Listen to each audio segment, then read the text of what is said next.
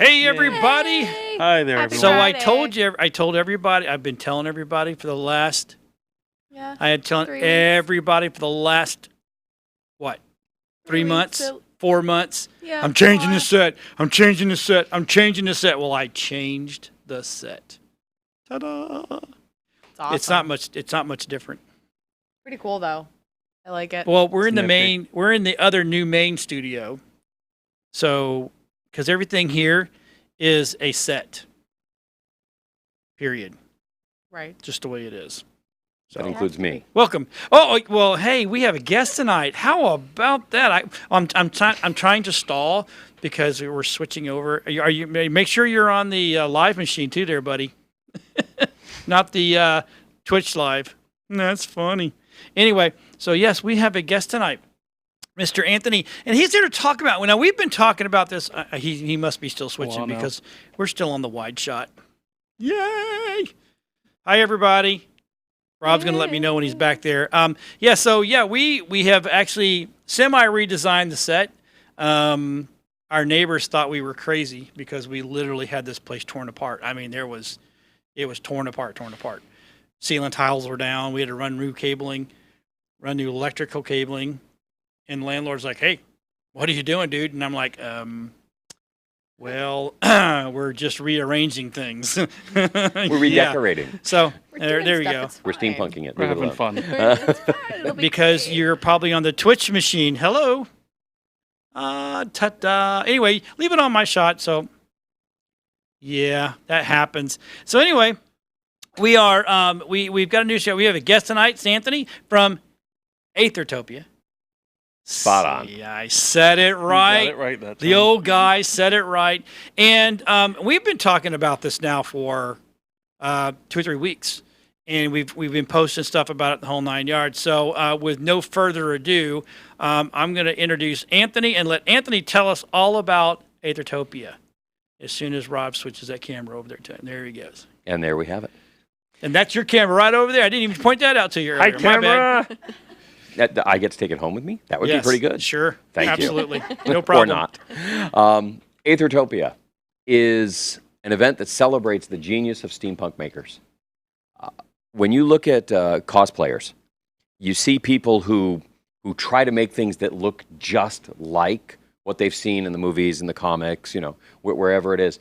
But when you get to steampunk, you can create things that have only ever existed in your own imagination. And that is a beautiful, it's two things. It's more challenging that way because you don't have a blueprint in front of you. You don't have, how long is Superman's cape for my costume? You don't have that. No, you don't. But- you have no idea. But what you do have instead is, I think this is the right length for my expanding wings that I'm going to make for my character who's an explorer.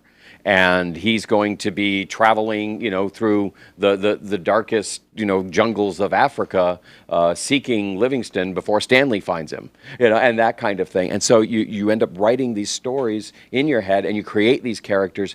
And one of the beautiful things is you can't get it wrong because there's nothing to compare it against, and that is both liberating and challenging because you don't have the blueprint, but at the same time, it's what you can do, it's what you can make, and it's your best effort. And honestly, steampunk is one of the most forgiving, inclusive, and embracing communities I have ever seen. They love each other's work. They love to learn from each other.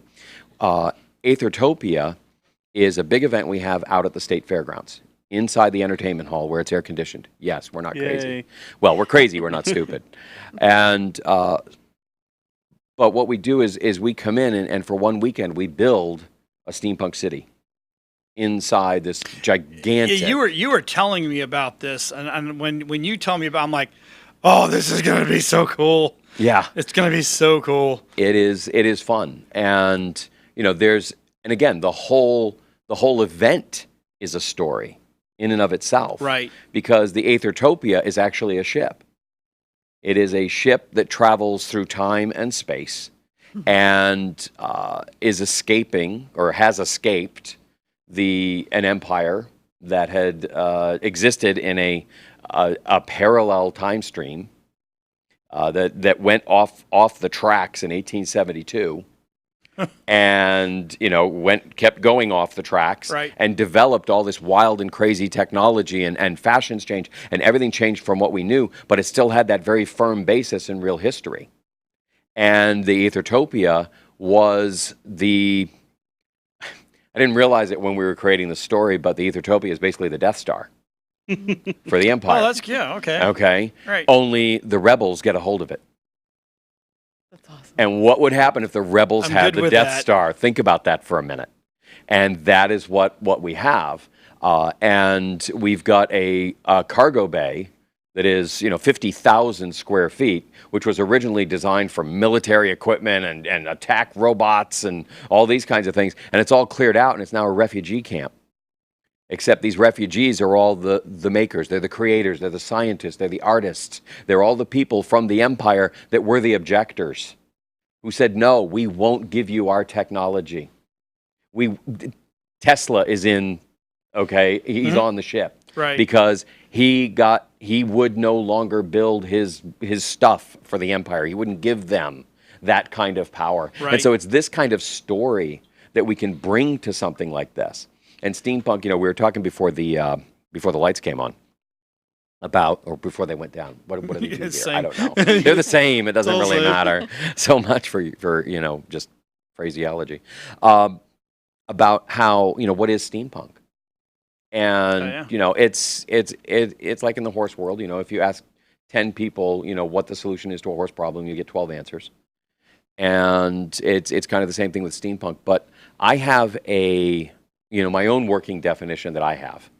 And there was cyberpunk, which was looking forward into where computer technology could take us, and take us wrong in many ways. Right. That was cyberpunk, and the key word being punk as well. It's got to be nonconformist. It's got to be edgy. It's got to be out there in something that isn't what it's supposed to be. It is non-conventional. That is looking forward. Steampunk is looking backwards. And under the steampunk umbrella, and this is my definition, and people will argue with me all day long online, but then again, what color is that dress, green or blue? Okay. The point being, steampunk was the first one that looked backwards in '87 and said, what would happen if we took that old science fiction and said, okay, that is what happened. And so you've got H.G. Wells and his Time Machine, or you've got Captain Nemo and the submarine, and as designed by Harper Goff is absolutely amazing. Right. The 1954 Disney film, Harper Goff pitched that to Walt, and the true story, he had this idea. He knew he had the meeting with Walt on Monday. He built the model about yay big over the weekend in his workshop. And it is almost identical to what you see in the film. That's awesome. Yes. And he built it. It's all wood, and, the guy was an amazing craftsman. And, we encourage that in the steampunk world. But you take that science fiction stuff and then carry it forward. What if they never really developed electricity in the way we do? And instead, they've got steam-powered iPads. What would that be? Steam-powered iPads. I know. That's kinda cool. Yeah, it's like, what if you took all that analog technology and we never hit on digital? Everything is analog. Right. And so you see, the Turing machine, machine that's all click, click, click, click, click, click, click, click, click, and those are our computers. What would our world be like if that were the case? Well, it would be a lot like it was in the 20s and 30s. So steampunk started that in '87, and then it kind of like fanned out, and people started leaning forward a little bit. What if we went a little bit later, around World War I era, and so you end up with diesel punk. And then what if you go backwards a little bit, okay, and you go back to the Da Vinci era, and you have clock punk? How about if we go Asian, you have silk punk? About the Wild Wild West, speaking of which, God. Yeah, the Will Wild Wild Smith, West movie. yeah, the Wild Will Wild Smith West. movie. Wild Wild West. I know, I couldn't remember Will Smith's name for just a second. I'm in the wrong century. The bad guy was but that right there is dust punk. Dust punk. Dust punk when you go Wild West with it. Okay. And, Cool. you can go a little further forward and go up to the 1930s, and you get Deco punk based on the Art Deco movement. And so you get all these different aesthetics that fall under this umbrella of what I tend to call steampunk. Because it is the grandfather. It's what looks back and as opposed to cyberpunk that looks forward. If you go back to the movie, and this is going to sound weird, The Matrix. Mm-hmm. Once you go into The Matrix, it's a what kind of that would be a tech punk. Kind of, well that would be because your cyberpunk kind of world. right. Okay, there's also a dystopian punk sort of world, but as soon as you get into dystopian, everything's punk. Right. Okay, at that point, so that's like saying chai tea. Okay, it's what you have to order at Panera's because they don't understand. You go, can I have a chai? What? A chai tea latte? Thank you. Okay, but really, chai means tea. Right. So it's. Did you ever see the movie Mickey Blue Eyes? Yes. I love the La Trattoria. Yep.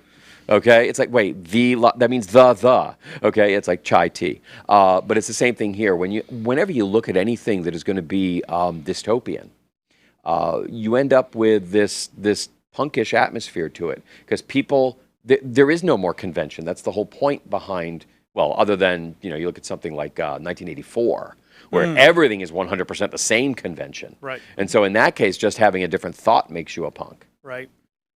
And so and there are those who take the steampunk aesthetic and move it into the future in a dystopian society, and you get that with Mortal Engines. Okay, yeah. Okay, the Mortal Engines aesthetic is beautifully steampunk. The airships, everything has been, having, after the 60-minute war, where all the technology was lost, well, almost all of it, unfortunately, if you watch the movie or read the book.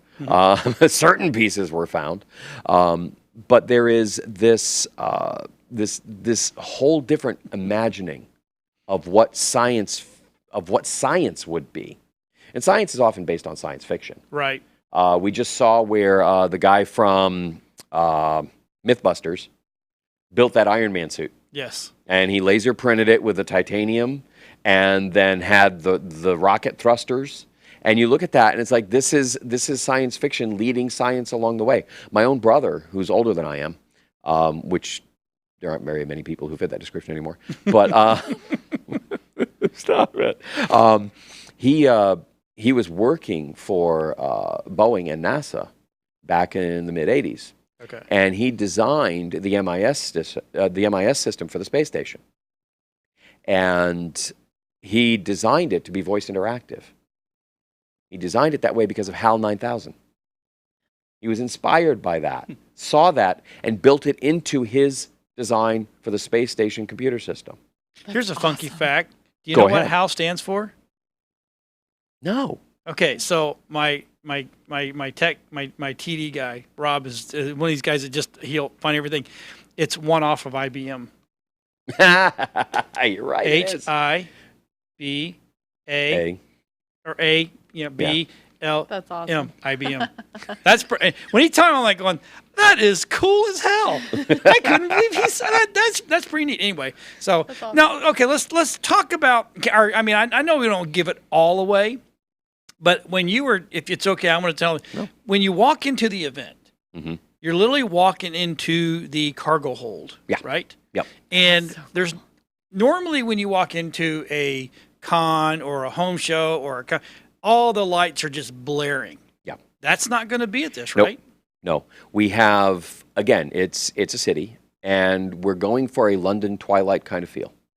And so all the lights are out. We have these special street lights that are very Tesla-oriented that we have in each of the 7 guild districts.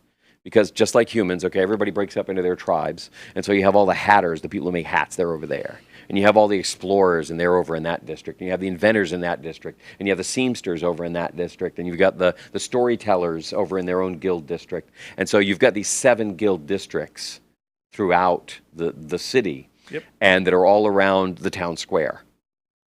And so when you walk in, you've got this in dark. Not totally dark. Obviously, you're not going to trip over things. Right. But when you walk in, all the primary light source is going to be actually from each of our benefactors' tents. The benefactors are what we call them. Other events or conventions will call them vendors. For us, we love our benefactors. They keep the fiction alive the other 51 weeks out of the year. Back when I first started working in the fan convention world, It was back in the late 80s. And so I've had my 30th anniversary now. Hey. But I started and I cut my teeth on Star Trek conventions, working with one of the biggest dealers in the country. He had some of the best props, the best costumes, all of it. And I just started working with him because we came up with a design of clothing called Next Gen Activewear, which were sweatshirts that looked like the Star Trek uniform tops. Awesome. But you could awesome. But you Just could saying take awesome. But you could take the pins off and wear it to the mall, and only another Star Trek fan would recognize it.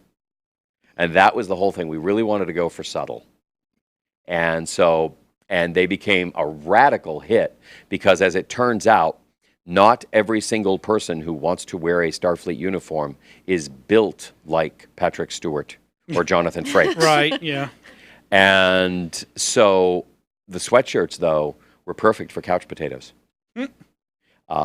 And it worked. They sold like wildfire. Hundreds and hundreds every month would be out of our basement little factory that we had. And it was a little cottage industry.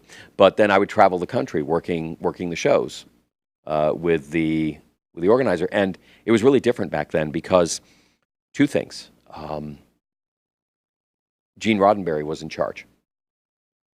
And when the legal department ramped everything up after, Star Trek the Motion Picture and then Star Trek II: The Wrath of Khan, especially after Wrath of Khan was an actual commercial success, the legal department wanted to crack down on the fan conventions because the fans were making phasers, the fans were making uniforms, the fans were making all this stuff. And they were making them well. And as opposed to some of the costumes out there that, you can still get today that is thin polyester, you wear them twice and they tear and they're dead. They're made for Halloween costumes, and that's it. Right. And a lot of steampunk stuff is like that. The costume shops got into it, and you can tell. It's like Velcro up the back or something. Whereas this waistcoat was actually handmade and tailored just for me. And so, that's steampunk is about making stuff. Right. But when the legal department started to, say, okay, we're going to start going out, Gene said, oh, hell no. You are not going to touch them. They kept Star Trek alive while you wrote us off. Yeah. This is done. You will leave them alone. And right up till the moment he died and Majel took over, the legal department was not allowed to go after any fans for anything. That's awesome. And and the conventions themselves were very different. Back then, creation conventions, Volcon, they would pay a star to come out to the convention. So, Bill Shatner would get, $10,000, $12,000 for the weekend. Jimmy Doohan would get $6,000. Nichelle Nichols would get $4,000 because there's a gender, the gender pay gap. Walter Koenig would get $5,000. But, those were their going rates. But then you'd bump into him in the dealer room. Literally, I almost knocked Walter Koenig over one day. He was like right in the row between the two tables that I had to get in. Right. And he was like, just bam, right there, and he had his back to me, and I walked out. Excuse me, could you? And he turns around. I'm like, never mind, I'll go under. And that was that. I crawled under the table. But those were great days, and we loved it. And the conventions now, they've become this commercial business that goes from city to city, and they don't even pay their talent anymore to be there. No, it's whatever they can make on their signature. They have to make it off their photos. They give these people a venue. And then they funnel everybody over to them, and it's lost its flavor. I mean, I remember being in Boston, and of course Jeff, who was the dealer, we're out to dinner, and there's Marina Sirtis and Nichelle Nichols at the next table with their creation handler. Wow. And so Jeff, of course, knew Nichelle because they'd done so many shows together. We pulled the tables together. Those were awesome, awesome days. Try to get that done at a major convention these days. You can't even see the talent. Yeah, it's as much as, and look, and I'm not going to stop going because I like them, but it's really almost turned into a nerd swap meet. Yes. Okay. What are they swapping though? Well, I mean, it's just like when I go to a car swap meet, I'm looking for a carburetor. So old Joe over there's got a carburetor. I have a set of springs. We may switch and trade, or I'll go buy his wares, he buys my wares, and that's kind of what when I first started going, I'm like, oh, this is really cool. But the more I went, I'm like, wow, this isn't just a bunch of people selling their stuff. It's just a swap meet. It's like a big, and I'm still going to go because I love it, but still, it's like it's not any different than when I was going to car swap meets or hunting swap meets or. The thing is, a lot of the commercial stuff that used to get, first of all, the legal departments are cracking down on everything. Yeah. So I can't go sell a phaser that I made. Ed Marecki made some of the best phasers, cast resin phasers in history, and then he got the dreaded phone call from Paramount. Going, hey, stop that. And as I said, Marecki, and of course, this is in days before caller ID, and he's like, yeah, he goes, this is Paramount Studios, and he's like, Ed's not here. They go, no, it's okay. We're not the legal department, we're the prop department. Hey. Oh, wow. Yours are better than ours, and you're selling them at 1/10 the cost that we're paying these people to make them. Will you make our props? No way. Way. That's okay. Awesome. I mean, I have so many That's stories so from back in cool. those days. The time I was working the booth, and this guy walked up to me, and he's all dressed in the Klingon garb, and it was really great. Yeah. And he's like, and he walks up, and Hotte Bah. I looked at him, and I said that, and he goes, no, it's Hotte Bach, and or whatever. And I said, oh, really? How would you know? And he goes, because I wrote the dictionary.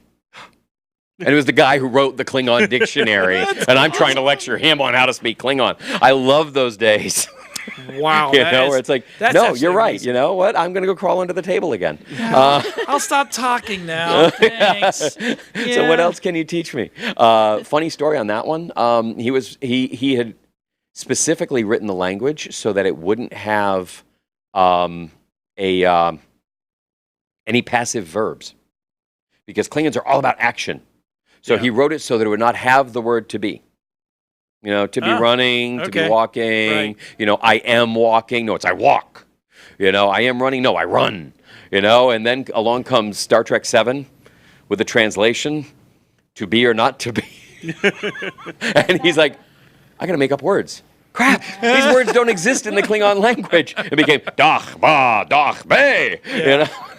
And so that's why it sounds so much like to be or not to be. It's I'm gonna have Brad come in. Hey, Brad, what's up, buddy? That's awesome. Come on How's it in, going? sit between the Is this frickin' Inviso frack. Brad, or are we going to really bring Brad in? No, Brad's gonna come in. Come Oh, in, Brad. really? Brad's Okay. gonna sit right between So the that guy- frickin' frack. How Okay. many languages does he know? Is there enough room? To There's plenty of create room. something like that? I feel Apparently it's like not charging. he would have to. Is he a linguist or something?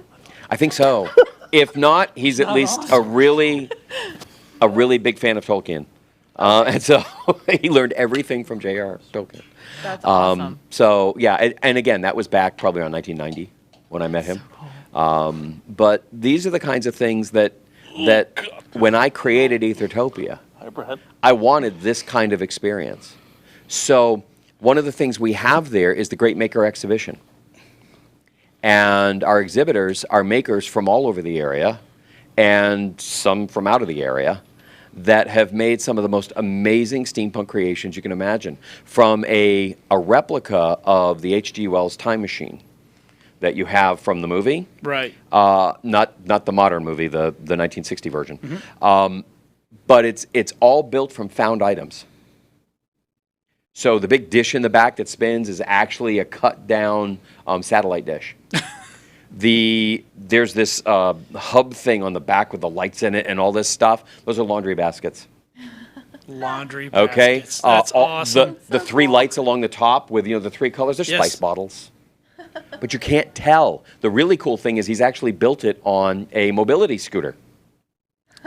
That's cool. So he can drive the time machine around the fair. Right. When you walk in the door, it's going to be right there on the left. Thomas Galvin has built that. He's actually from over near Orlando, and his work is incomparable. So we have some of the most amazing devices, and last year, one of the biggest surprises I got, we had this guy that submitted this gun that was just amazing, and that's in the Assassin's Guild. All weapons are from the Assassin's Guild. And this gun, it all lit up, and it was just huge, and it was bulky, and it looked like something out of an Alien kind of movie, but it's totally steampunked.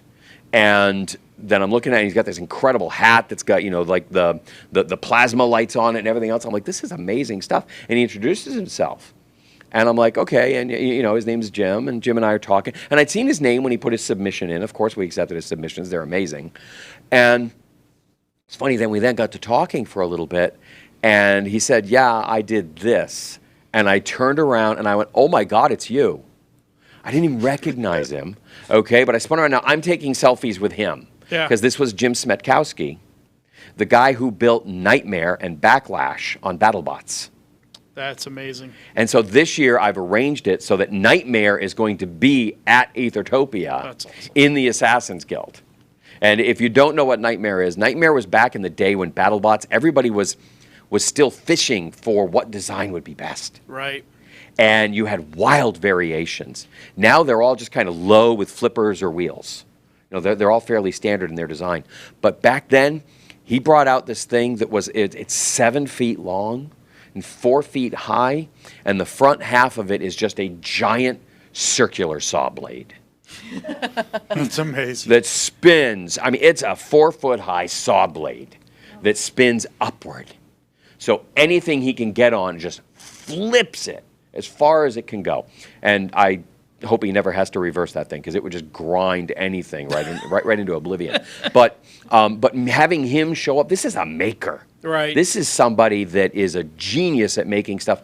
And we put these people not on display. They're on the floor. There's Nightmare right there. Oh, there you go. There's is Nightmare. awesome. Yeah, that's actually like version 2 or 3.0. amazing. Yeah, and they just kept modifying it, you know, making it better and better and better as time went on, because technology changed and they could adapt it more. That's the last rendition of Nightmare, I think.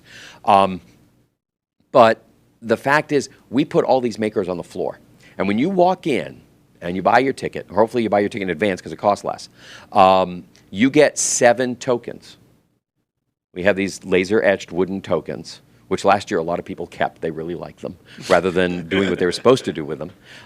So this year when you come in, there's an 8th token that you get to take home. Right. We lost a lot of tokens last year. But you come in and you vote for one maker in each guild that you think is absolutely the most steampunk, outrageously genius maker in that guild. So you may have amazing outfits. You may have, you know, incredible, the time machine, backpacks, exploration devices, clothing, weapons, all these things. You got to vote for one, Storytellers Guild. So you've got all different, we actually have an experience coming in that has a story behind it. Like an escape room, Yeah. it's a mystery you have to solve as you go through. That's cool. And so it's part of the Storytellers Guild. It's one of the submissions. That is awesome. So these are all. This is the genius that steampunk lets us exercise. And you know, it's so important that we encourage this. I love the fact that they've added the A into the STEM program, arts. You know, it's kind of like the token thing, you know, but it makes it STEAM. So that's kind of cool. So when you're at Aethertopia, you have to go through and you interact with everybody. And they may tell you how they did it, and you can ask them how they did it, and you can talk to them. Then we also have celebrity maker judges. There was a show on back in 2015 called Steampunked, and it launched the career of 8 people in the steampunk world. One of which was, you know, the nicest guy on the show, who is a genius at working with leather and brass and clockworks. And his name is James Nethery, and he's going to be one of our celebrity judges. Thurl Hupp, T-Hupp, is a cosplayer who has adopted steampunk for the last 3 or 4 years. And his stuff is outrageous. And you'll see him all over Facebook and everywhere else. But he is, his genius is the speed with which he takes things that he finds at the thrift store and turns them into outrageous steampunk costumes. He'll use EVA foam, you know, the foam mats that a lot of cosplayers will use. Yeah. Right. He'll use it in ways like he leaves the zippers on it, you know, and turns them into giant zippers. So like this hat has got a big zipper on it that's opening up, and he's got this big Mad Hatter outfit that he does. That's cool. And it's this kind of thing that we want to reward, and we put these people on the floor. They're not sequestered. It's like back in the old days with the Star Trek conventions where you were right there. And our focus is not entertainment. You may be entertained by what we're doing, but you're going to be inspired more than anything. I had one gentleman last year. I bumped into him in the Seamsters Guild, and he was, you know, dust punk. Okay, very, very, very Western. And I walked in, and he's carrying a steampunk rifle. And I said, "Oh, can I see that?" And he goes, No, I'd really rather not show you." So, do I call security? Do I, what do I do here? Right. You know, but I can look at it and go, no, that's a Nerf gun. Okay, that's just a modified Nerf gun. But I looked at it, it was actually a painted Nerf gun. And this was the epitome of what I wanted to have happen at this event, give or take. Because I'll tell you about something else we're doing that addresses it. And he looked at me and goes, "No, I don't want to show you. I'm embarrassed." Like, "Excuse me? What are you talking about?" And he goes, "No, now that I've been here and I see what I could have done, I'm embarrassed to be with this. I don't want this to represent me anymore." And his wife stepped up, you know, because during the Seamsters Guild, she's shopping. And she steps up, she goes, "No, it's taking everything I have to keep him here right now." He goes, "I just want to go home. I want to go back to my workshop, and I want to work right now on this." Wow, and that's this is what I want to do.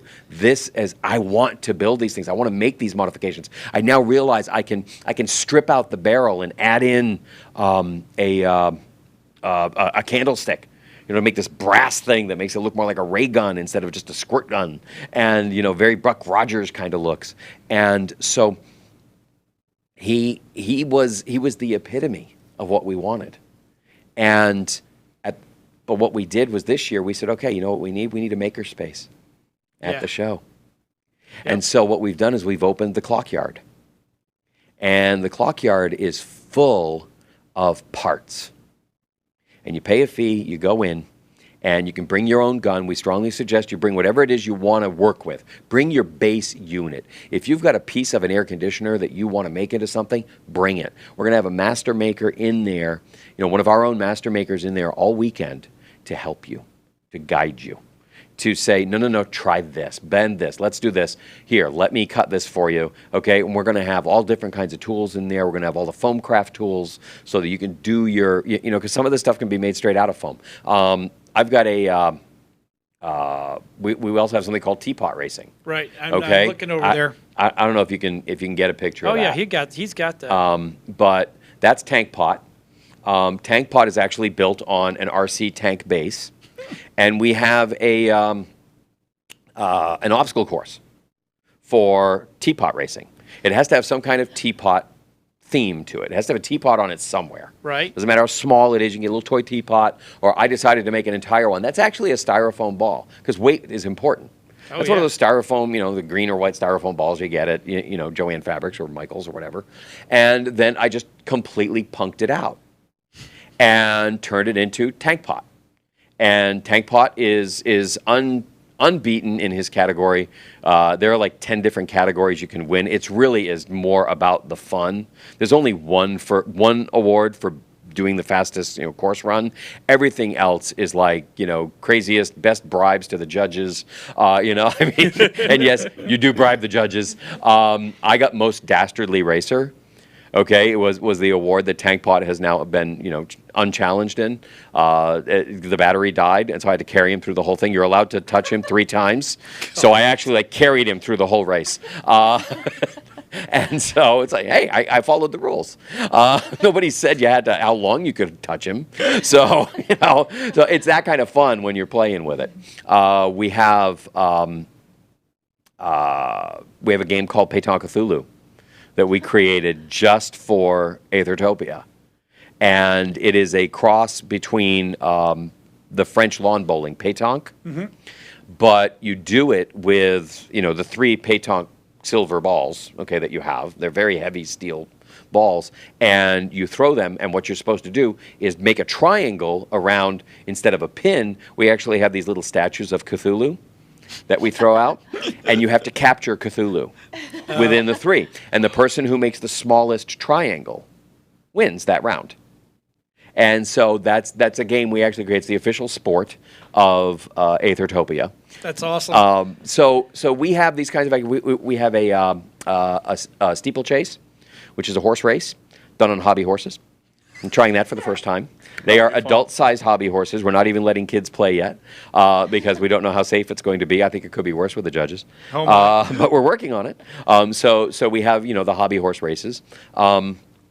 There's all kinds of activities going on this year, and there's more than something for everyone, because what people come out with is not the entertainment factor, it's the inspiration. Right. Tickets are heavily discounted online in advance. You go to aethertopia.com. That's AETHERTOPIA.com. Yeah, he's got it up already for he's you. got a car on it. Oh, there it is. Yeah. And it really, a lot of people have talked about, crowdfunding.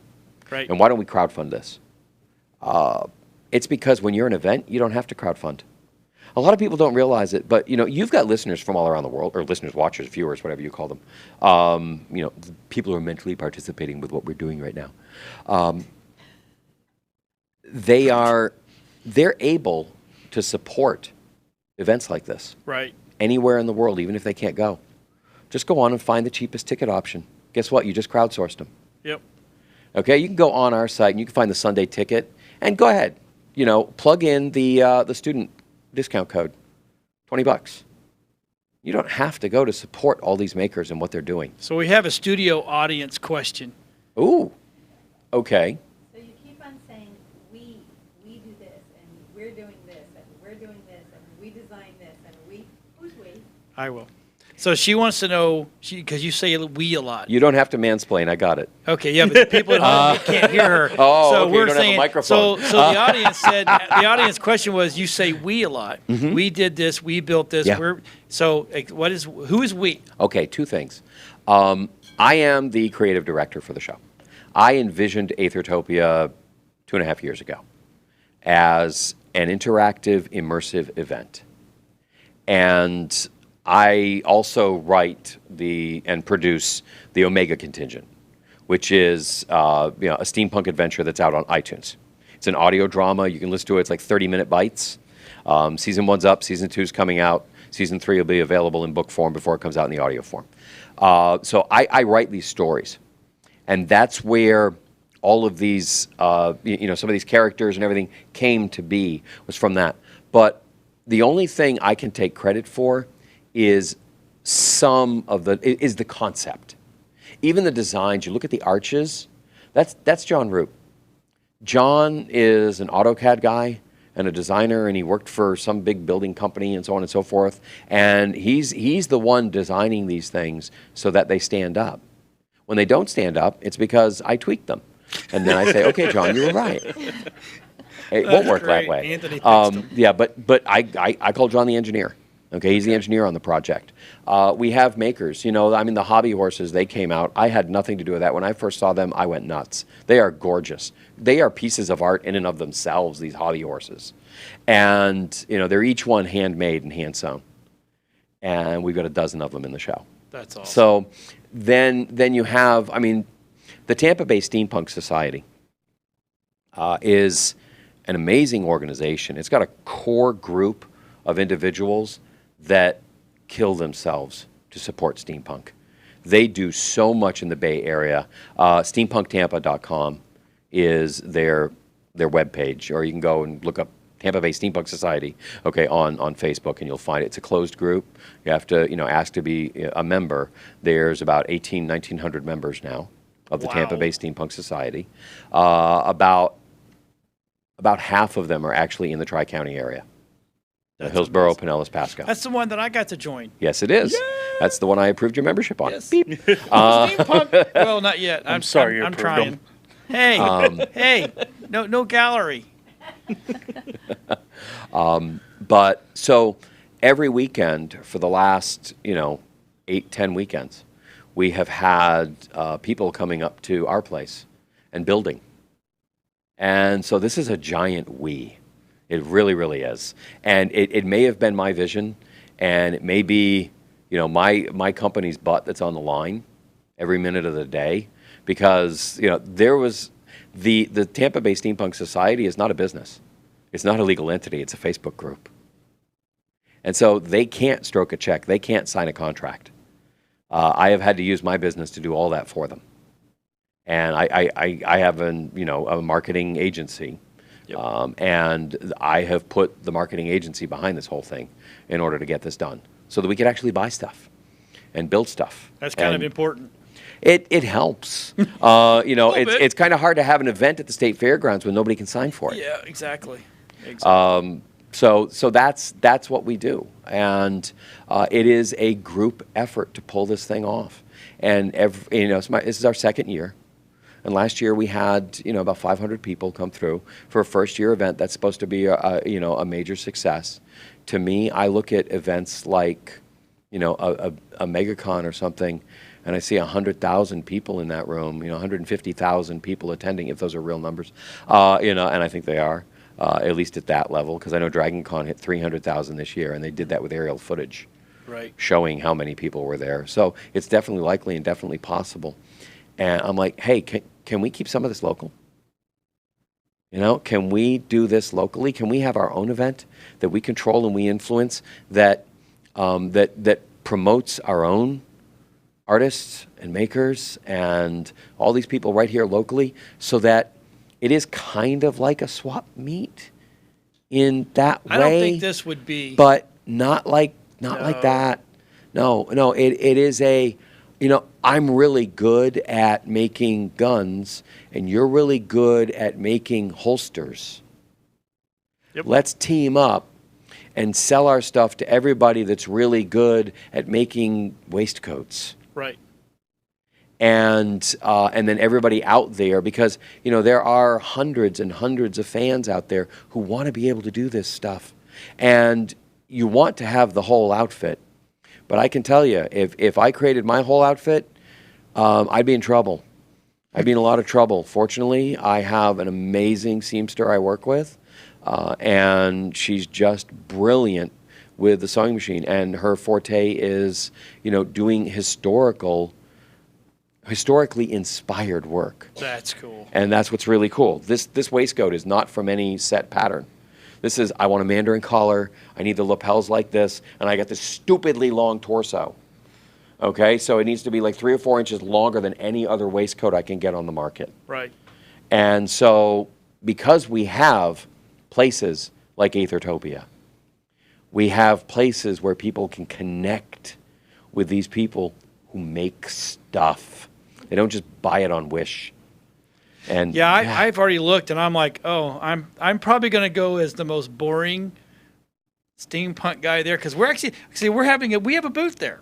We're going to be streaming live from Aethertopia, and so we've got to kind of look as close to everything as we can, without us standing way out. But this year will be our first year, and then so I figured we'll get our feet wet, and then next year we'll go, okay, I got this. You're partway there. You wore suspenders today. I got suspenders on. Yeah, or Love my bracers. suspenders. Bracers, as we prefer to call them. Bracers. Bracers, okay. You put those on with a pair of black slacks, okay, and you put on a brown button-down shirt, and get yourself, a bowler, and you're done. Okay, I got my hat right you're there. ready, and you have your hat right there. I got my hat. Okay, it's that simple to get started, and all we ask is that No kilts, right? if you can, No kilts. lots of kilts. Oh, God. Lots of kilts. Thank you. Jesus, I Lord, can wear have my kilt. mercy. I insist you wear your kilt, as long as it's not like bright pink plaid or something. It's That's your other. is it a kilt. cargo kilt? I have a black utility kilt Yep. from Lip Service, and I got a few others. Cool. I have a closet full. That's a why do you go call back it to that lip shot, service? Rob. Lip That's Service the is a- funniest shot I Lip have ever Service seen. is Look a at goth this. company that makes clothing. He's here. You told him to get in frame. So yeah, that's Fine. Wear your kilt. fine. Well, yeah, I mean, he is your happy I person. can wear my I kilt. can say it's allowed and permitted, Yeah. and he won't be, He's the boss. censored. He's No, the no, boss. he's your boss. I don't care. No, I don't know. We don't boss anybody. We're all just here. That's just the way it is. That's a whole lot like Aethertopia. Yep. Uh, So, I can wear my kilt. Cool. Everybody's Yep. gonna see my nice so legs. because we have some more stuff that we got to do a show. I'm gonna actually have you and Brad switch out there for a second, or you Cool. can go sit next to Mama Tech over there. But you have a podcast. that I've been listening to, and I absolutely love it. So The Omega Contingent is it's a steampunk action adventure that takes place in real history up to a point, which Up we to haven't a arrived point. at yet. right. When we hit that split in the time stream. And it is we take real historic events, and it is a cross between the X-Files and X-Men in 1871. Hey, yep. Yep. You have this secret good. team of individuals that work for an organization called Ocean, which is the Organization for Civilized, Educated, and Advanced Nations. And they are the last option. They're the ones you call in. You know, they're like the Z team instead of the A team. team. They are the last ones you call. They are the Omega Contingent. Right. And so you've got this group on the ship. They have an airship that is called the Peregrine. It's called the Peregrine because it actually has, steampunk mechanical wings that unfurl so that when it's flying at high altitude, it looks like a bird. Oh, okay. So they can stay cloaked right in plain sight. Because nobody has airships in 1872. Nothing. And so they are hidden. They have a person on board named Omicron, who was the one who formed the group. He is of an indeterminate age. We know at least a few centuries old. He is immortal in some ways, but he's also extremely good at astrology. So far so that he has made a science of it. And so he knows when and where something is going to happen. It's a lot like psychohistory from the Foundation trilogy. Right. Okay? He can figure out what's going to happen when. You have a female ninja. Her name is Nu, and there were female ninjas in the 1860s. And in 1868, there was a real problem because peace broke out in Japan. So the ninjas all became kind of superfluous and extremely competitive for the few jobs that were left. And she was the best ninja in the country. But what can you do when 10 other ninjas gang up on you? Okay, to wipe you out. And so she got picked up by Omicron. We have a character named Gamma, who is a ton of fun. His name is a hat tip.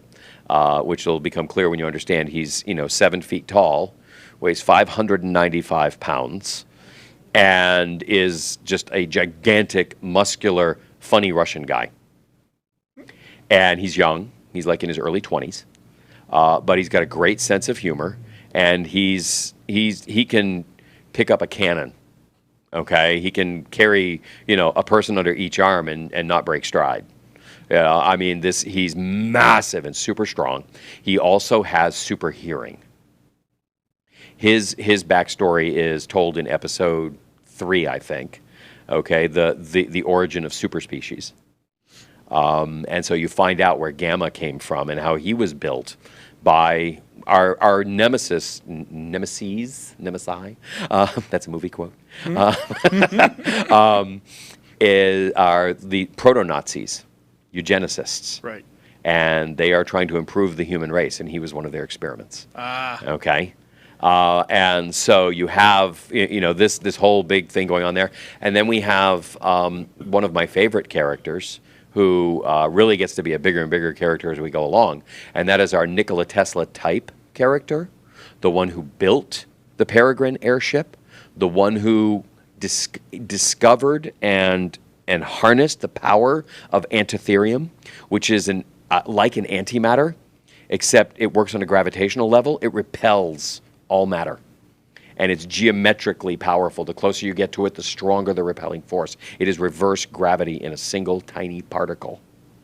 And this stuff is used as the lifting force for the ship that was built. And one of the things I really love about this is the character who created this is Sigma. And Sigma is a young woman. And she was put into an asylum as a child because of her fanciful ideas and her hysterical nature. Hysterical. Which is exactly where the word hysterectomy came from, by the way. It was Really? supposed to cure hysteria, which was a purely female ailment. Women are crazy. Yeah. Have you And- got the yellow wallpaper? Oh, yes. And so these are all elements that we bring in, and Omicron found her, knew of her, and saved her, and took her from the asylum. Well, I tell you, it's Okay. probably about one of the most well-produced podcasts I've listened to. Well, thank you. I mean, it's really, I mean, it's just really good. It is audio drama. Right. It is, done in the way that, would have been done in, the 1930s, War of the Worlds. Love that. And we do it like that. And there's, the sound effects, the Foley.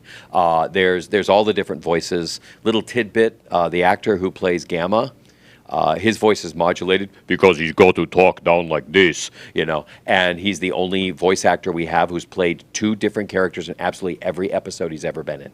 Wow. Because nobody knows his real voice. They know him as Gamma. Did you write all the content for it? Yes. That's amazing. I'm the script writer. Yeah, I do the research I'm still on. I'm on number 1. for season 1. See, yeah, and I've had to listen to it 3 times because I'll get busy and I won't hear it. And I'm like, I gotta back it up. No, I gotta back up here so I can hear. So make sure I'm on the right. It's just I've got to take time to just stop and listen. It is great when you're driving. When you are driving, load that podcast and go. Okay, you can get it on iTunes. You can get it, all over the place. Yeah, you can go to omegacontingent.com and get it there, or adventuretheater.net, Right. which is the name of our little production group that produces it. It's adventuretheater.net. And we have a cast of, 8, 10, 12 people that come in, once a month, and we record in our little studio. And it's a blast because we have 4 microphones and, 8 or 9 people. And so it's this constant rotation. Not everybody's in every episode, but it is funny when you get 5 or 6. I can literally see it now. It's Yeah. like the old days when they how they used to do old radio, and everybody's in the same room, and then they just step into the mic. That is exactly what we do. And to me, that's because awesome.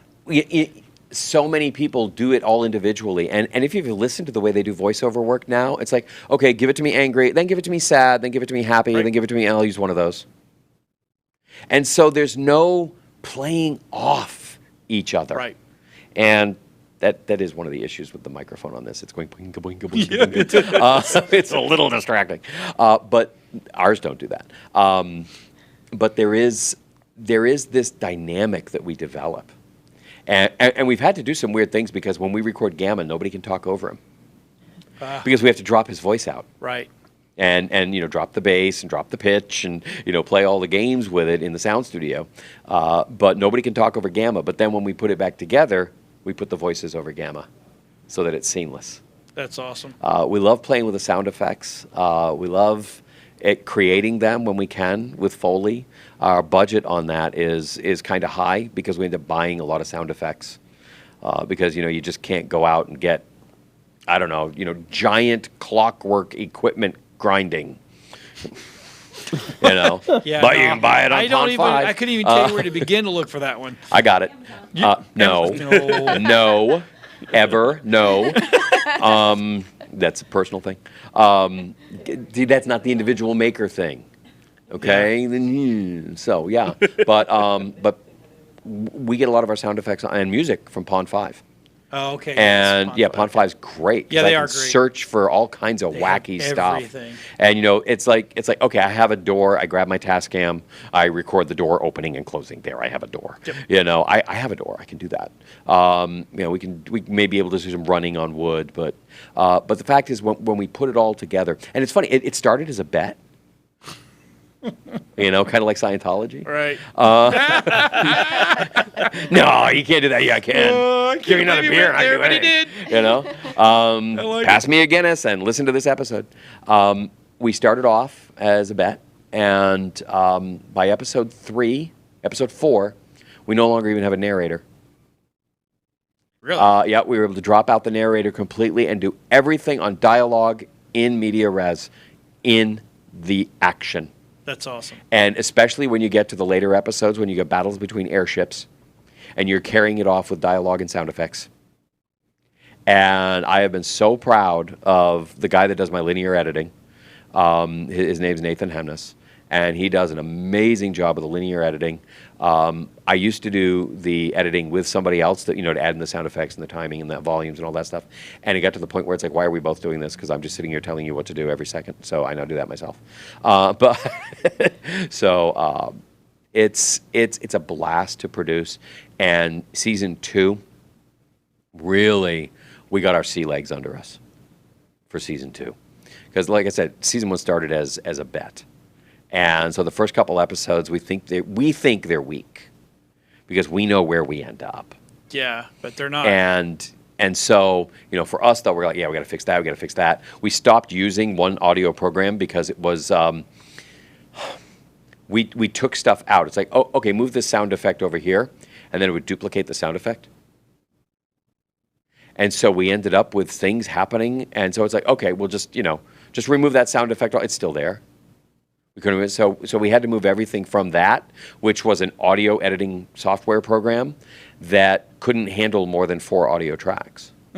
Yeah. And this program will run sometimes 8, 10, 12 tracks deep because of all the layers of sound effects and music and just the background ambient or ambient noise and the ambiance that we're creating. There's 2 kind of different words there. And so we put all those layers together. And so what we actually use is a video editing software without any video. Yep. So it won't affect the memory because this thing's geared to do 4K. Right. And so if we're just doing audio, it's like, yeah, bring it on. Bring it on. Whatever you want to bring exactly. in. It's all good. And so that's how we're able to do much deeper layers in later episodes. Okay, so what's the name of the podcast again? OmegaContingent.com. We'll make sure we put that in Oh, our description. sure. And, okay, one more time. Aethertopia is? June 29th and 30th at the Florida State Fairgrounds. If you go online, okay, and you pick up your tickets or decide to support us just because you can, every bit helps. This is a local event made by local people, and we need every bit of help we can get on this thing because we want to make it bigger and bigger and bigger every year and make it a platform for, we've had people asking us if we'll take it around the country. And it's got to be big here first in order to do that. So help us help you. You can go on there. You can buy all kinds of tickets and passports and all different things you can do. We have an Ether Ball on Saturday night that's going to be a blast. It was last year. We've got the Ether Banquet on Saturday evening. We have a tea dance, not like T-ball when the kids play. No. It's a tea dance and ball on Sunday afternoon, where we have people coming and teaching people line, the Victorian line dancing and all that stuff. Right. And then we do it to like modern steampunk music. That's awesome. So it's an absolute hoot. All right. It starts Saturday at 10 and goes until 10, 11 o'clock at night. The regular admission tickets end at 6. Then there's the banquet, and then there's the ball afterwards. But if you have a passport or a ticket that you bought for Saturday, then you can go ahead and go get dinner and come back. Or if you buy the Supreme and then buy the dinner, you can stay through the banquet, which is being served right there on the Village Green. And we're going for a real classic Victorian feel with that, with lights hanging over the green, and some quiet entertainment while it's going on. So yeah, it's an immersive event.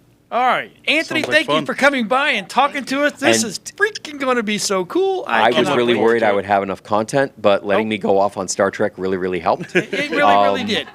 And not to mention, it helped the other people out there who were like, I kind of on steampunk, but wait, he said Star Trek. Yeah. So Exactly. All right, so okay, everybody. Now we're not going away. You're everybody that was watching us on WeBeam TV. Now you've jumped over to Facebook because that's where we're at. So we have a trailer from Batman, which I think is the first one that we're going to show because it's the sparkly Batman. And as soon as Rob is ready, we're going to switch out people and have Brad turn that microphone off so that way he can actually use the real microphone. And are you ready for it? Let's roll that bad boy.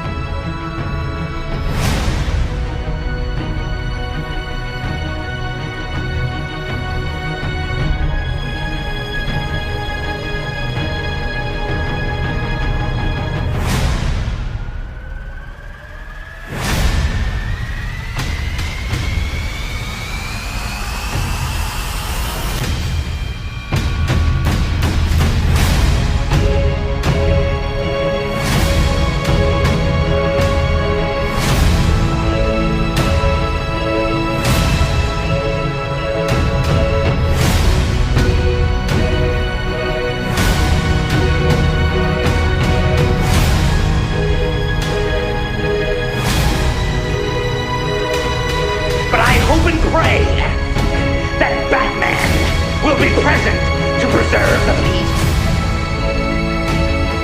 I'm still standing.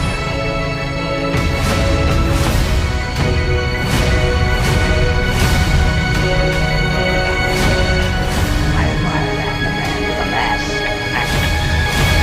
It was me! Me! I'm Batman.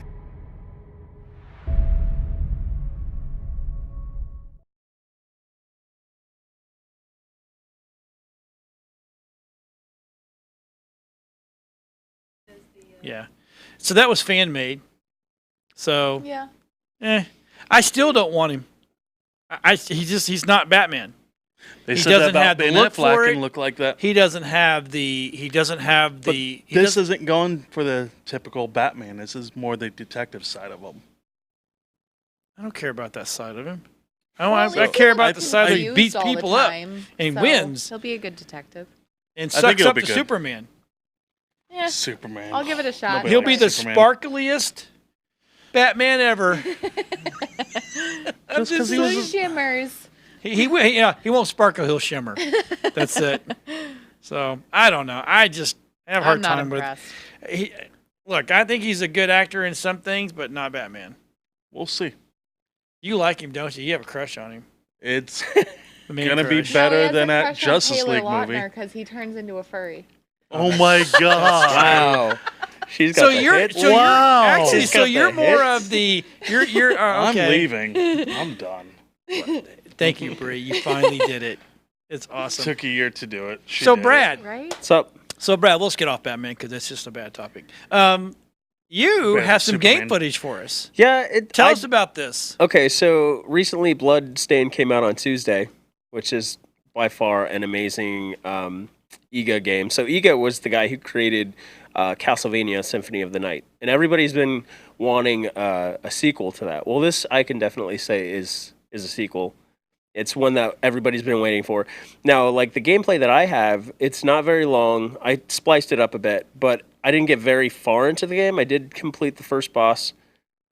Is this the one we were talking about like a month ago? It was a while ago. So it's it's along the same lines as Symphony of the Night. So the music is there, the actions, the character develop, like how they look, the abilities. It's fantastic. So I mean, I've got some All gameplay. right, so as soon as you're ready to roll that there, Yeah. Mr. TD in the back, Rob, let me know, and then we'll roll that bad boy. All right, roll that beautiful bean footage. Through this.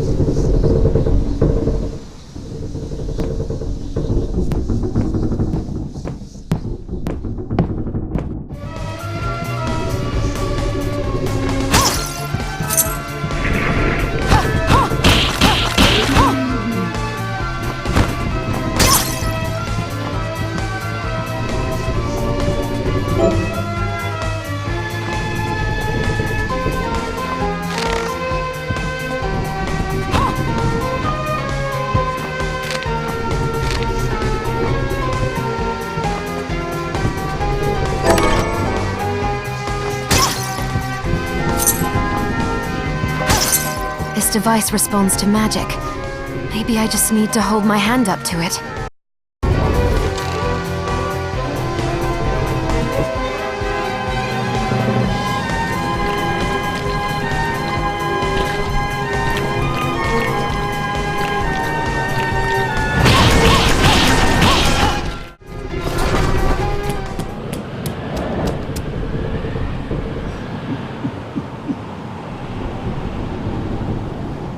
So, Sleeping Beauty, you've decided to awaken.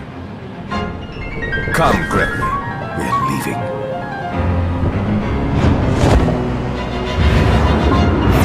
Deba, wait!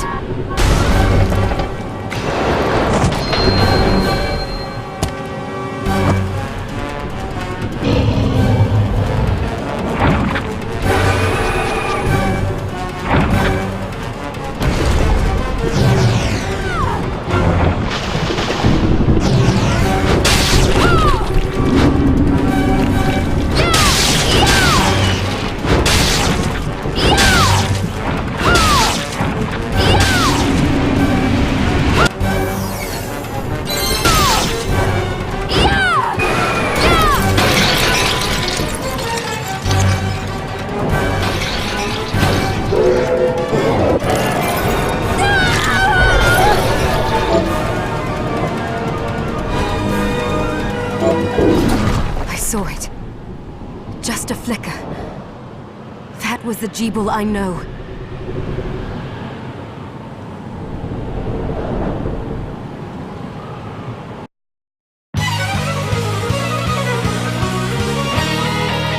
Bloodstained.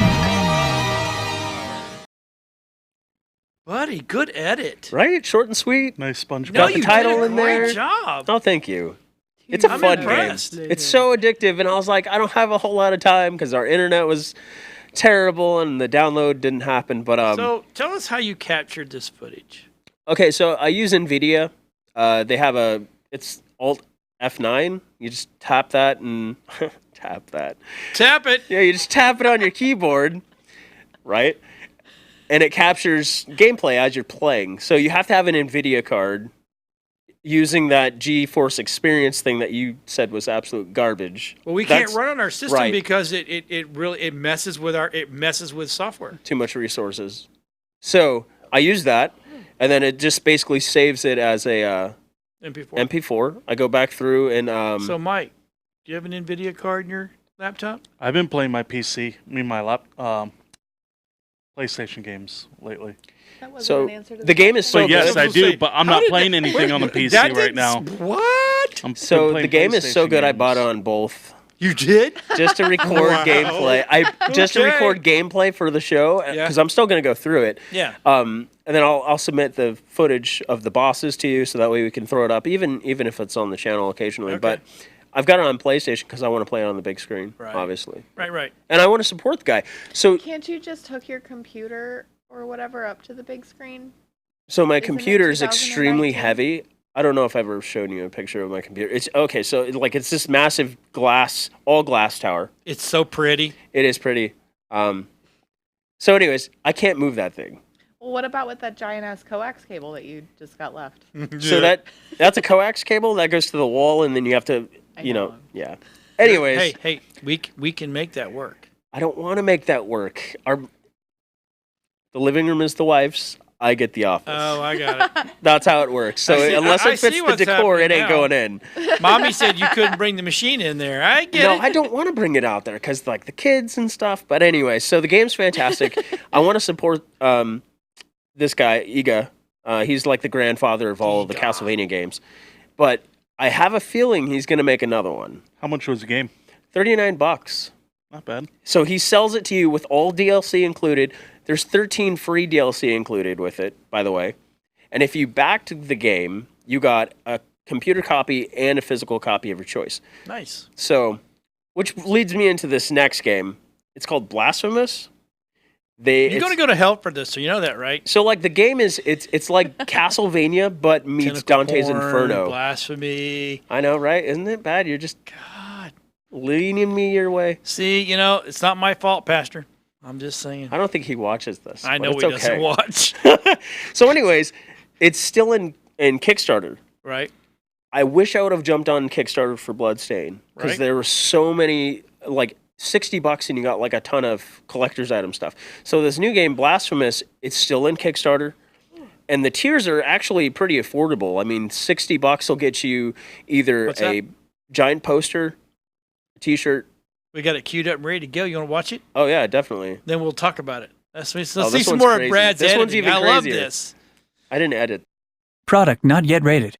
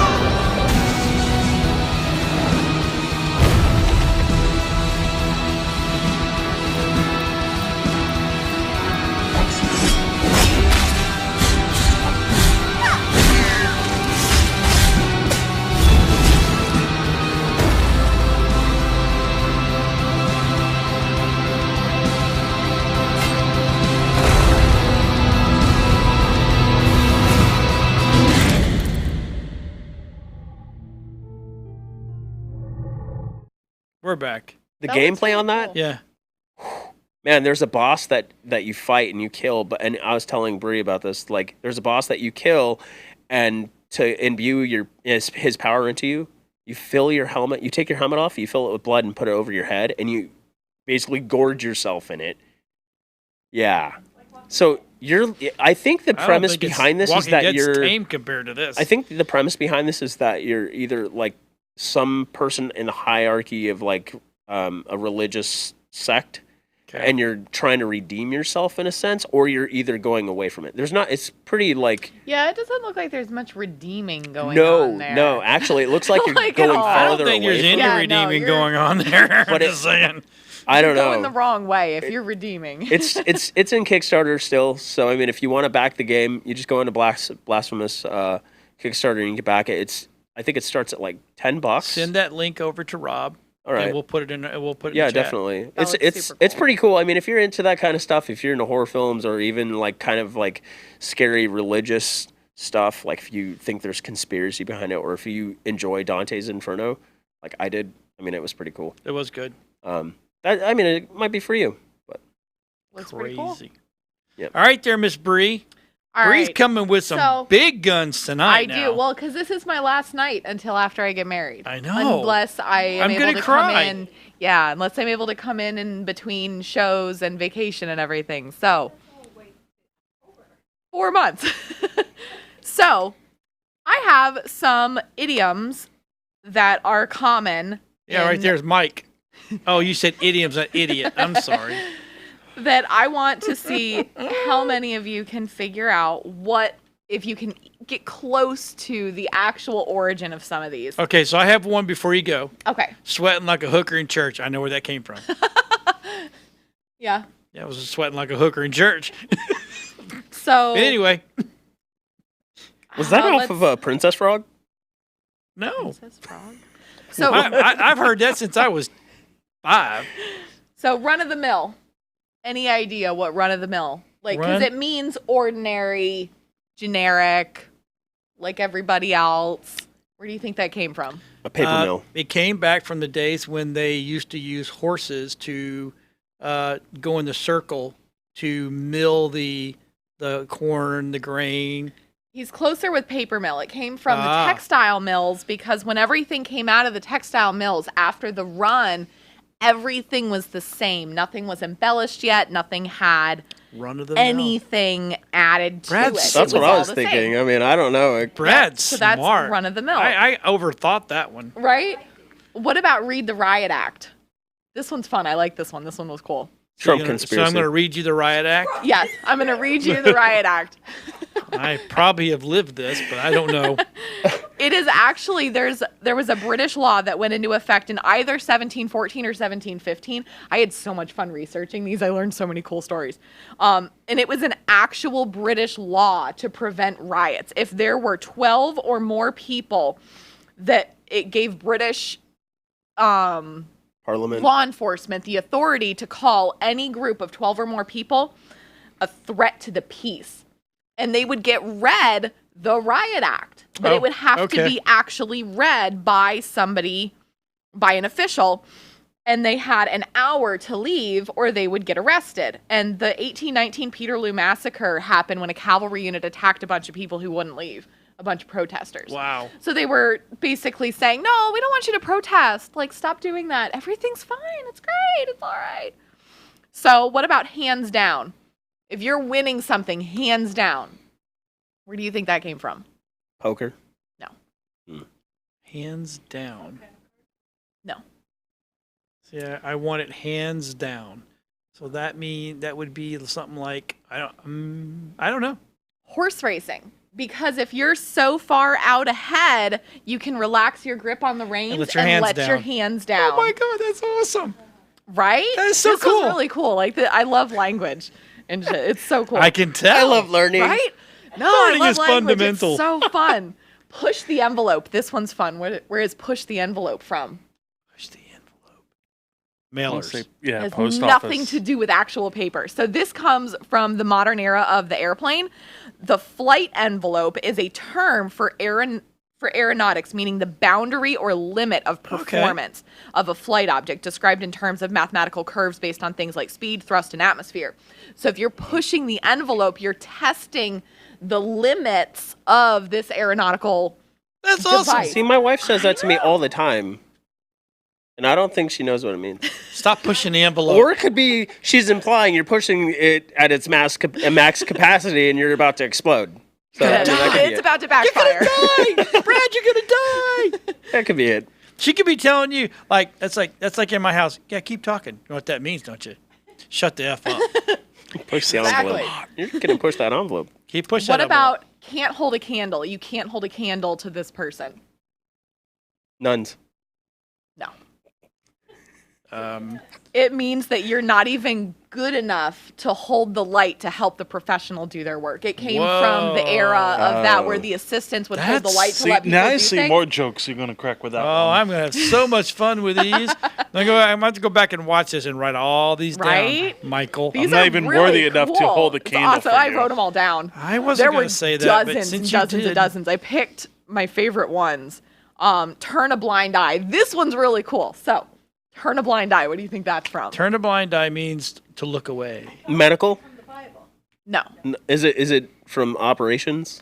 No. It is from 1801, the Battle of Copenhagen. The British naval hero Horatio Nelson had one eye, and he was fighting the Danish-Norwegian fleet. They were out in the sea doing whatever. And he turned and looked the wrong His way. conservative superior officer told him to withdraw, and he put his telescope up to his eye patch eye and was like, I don't see the signal. What? Withdraw what? And then he won. That's And it was awesome. a decisive victory. That's cool. Right? Very, very cool. I liked that one. Yes. Crocodile tears, to cry crocodile tears. What do you think about that one? Anything? I have no idea. I mean, other than This is actually a giant load of horse crap. This came from a book called The Travels of Sir John Mandeville. And this guy wrote a story about some soldier or something who traveled through Asia. And he has a description of a crocodile that says, these serpents slay men and eat them weeping, and they have no tongue. okay, Just like totally random, making shit Wow. up. that is And weird. it made its way into Shakespeare. So this was actually a saying as early as the 16th century. wow. Right? Okay. That's one of the oldest ones on here. Another one is to That's- okay, paint the that's town weird. red. What do you think? Party it up. Right, but where did it come from? What's it called? Paint the town red. Paint the town. No, I'm thinking That's a possible. There's two possibles for this one. That the one's one. redcoats are coming. No. Older No, than that. It has to do with. I actually saw this on TV. I thought it has Well- to do with going out to a certain part of town, and all the red lights are on. Well, one of the theories is that it referred to men in the American West treating the entire town as a red light district. Or, my favorite story is the Marquis of Waterford led a group of friends on a drunken tirade through Melton Mowbray? I can't even read my own writing. In 1837. And after leaving all these bars, they broke a bunch of flower pots, pulled knockers off of doors because that's vandalism in the 1800s. They were and bad broke boys. windows, right? But then they painted a toll gate, the doors of several homes, and a swan statue red. Oh, so they literally painted the They town literally red. painted the town red. That's funny. Butter someone up. This one's fun. I like this one. I like to butter, to butter someone up. up. Where do you think that came from? Butter someone up. Someone got stuck in me. I butter them up. Comes from Middle Eastern culture. They used, ancient Indian customs to throw balls of butter at statues of gods to curry favor. Oh, I figured someone got stuck and Right? buttered them up. I like this one too. The cat got your tongue. So where do you think that one's from? This one's cool. Cat got your tongue. No, I have no idea. There's two possibles for this one as well. So the first one is that it's from Cat o' Nine Tails torture, and you were in so much pain that you're left speechless. Or my favorite one, they used to cut out the tongues of liars and blasphemers and feed them to cats. Yikes. Ow. That's super cool. Ouchie. We should do that again.